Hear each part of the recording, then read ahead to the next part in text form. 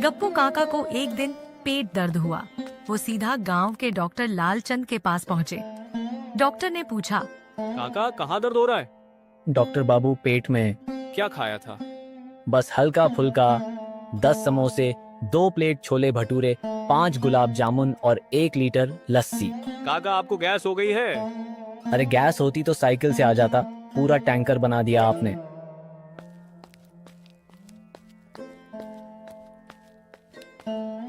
गांव के पंडित जी हर रविवार को प्रवचन देते थे, लेकिन गप्पू हर बार उनकी क्लास लगा देता था। पंडित जी, जो भगवान से डरता है उसे कोई नहीं हरा सकता। पंडित जी, फिर तो बिल्ली सबसे ताकतवर होनी चाहिए, क्योंकि वो भगवान से सबसे ज्यादा डरती है। पूरा गांव ठहाकों से गूंज उठा। गप्पू काका का मजाक करने का अंदाज ऐसा था कि लोग कभी कभी परेशान भी हो जाते थे। एक दिन गांव में पुलिस आई और चौपाल पर चाय पीने बैठ गई।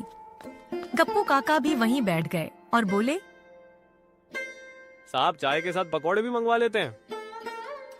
दरोगा जी हंस कर बोले, काका कौन पैसे देगा?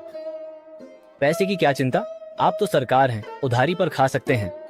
दरोगा जी हंस कर बोले, और काका पकौड़े कौन लाएगा?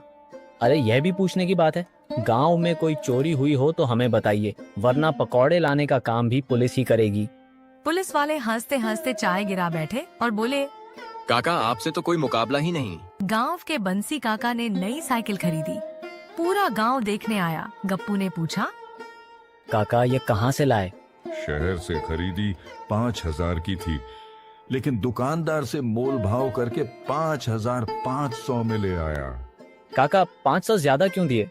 दुकानदार रोने लगा कि नुकसान हो रहा है, मुझे दया आ गई। गांव वाले ठहाके लगाकर बोले, काका आप जैसे ग्राहक हर दुकान पर होने चाहिए। गप्पू काका को एक दिन राजनीति का भूत सवार हुआ। उन्होंने गांव में सरपंच का चुनाव लड़ने का फैसला किया। गप्पू ने चुनावी वादा किया, अगर मैं सरपंच बना तो गांव में एक बढ़िया होटल खोलूंगा। पर होटल से हमें क्या मिलेगा? गोलगप्पे और समोसे फ्री। हम तुम्हें वोट देंगे। पर जब चुनाव हुए तो गप्पू को सिर्फ 1 वोट मिला। गप्पू गुस्से में बोले, गद्दारों, मैं तो सोच रहा था कि कम से कम मेरी बीवी मुझे वोट देगी। बगल में से उनकी बीवी बोली, मैंने तो बंसी काका को वोट दिया, वो सच्चे आदमी हैं। गांव में ठहाके गूंज उठे और गप्पू काका का चुनावी सपना धरा का धरा रह गया। चुनाव हारने के बाद गप्पू काका ने नया काम शुरू करने का सोचा। उन्होंने चाय की दुकान खोल ली। पहले ही दिन गप्पू ने बोर्ड लगाया, यहाँ सबसे बढ़िया चाय मिलेगी। बंसी काका आए और बोले, गप्पू एक चाय पिला।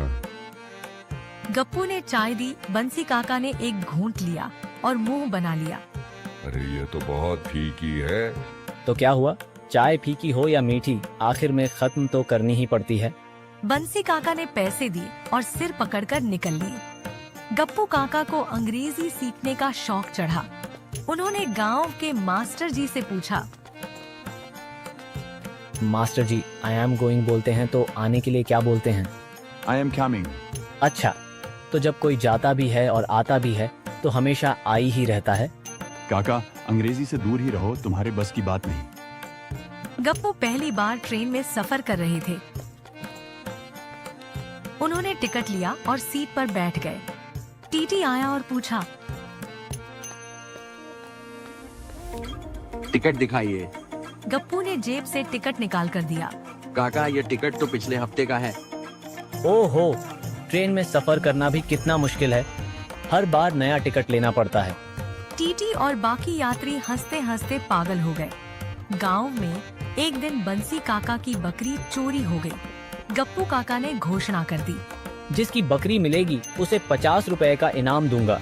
अगले ही दिन गप्पू खुद बकरी लेकर आए और बोले, काका आपकी बकरी मिल गई। पर तूने कैसे ढूंढी? काका मैं ही तो चुरा कर लाया था। गांव वालों ने हंसते हंसते गप्पू को पेड़ से बांध दिया और बोले, अब तू ही इनाम दे। गप्पू की हरकतों से पूरा गांव परेशान हो गया था। पंचायत ने फैसला लिया कि गप्पू को 1 हफ्ते के लिए गांव से बाहर भेजा जाएगा। गप्पू ने गुस्से में कहा, ठीक है, मैं चला जाऊंगा, लेकिन याद रखना, जब मैं वापस आऊंगा तो तुम्हें मुझसे हंसी का टैक्स देना पड़ेगा। पूरा गांव ठहाके मारकर हंस पड़ा और गप्पू को फिर से गले लगा लिया। मेरा नाम गप्पू है और जब तक मैं हूं हंसी कभी नहीं रुकेगी। और इसी तरह मस्तीपुर गांव की ठहाके भरी दुनिया चलती रही।